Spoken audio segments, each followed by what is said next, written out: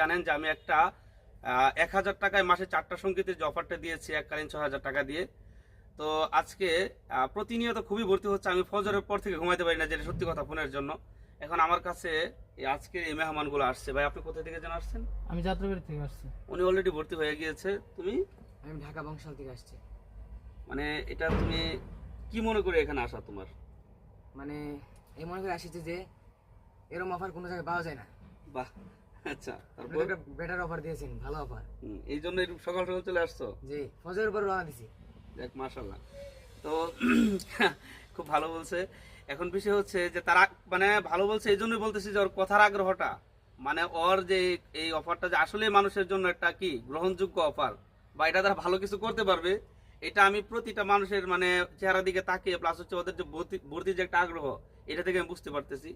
তবে আমার মনে হয় না আর বেশি সিট খালি আছে। তবে আপনারা এখনো যারা হন নাই দ্রুত যোগাযোগ করতে পারেন, কারণ আমরা যেটা আমাদের একটা আছে আর বাইরে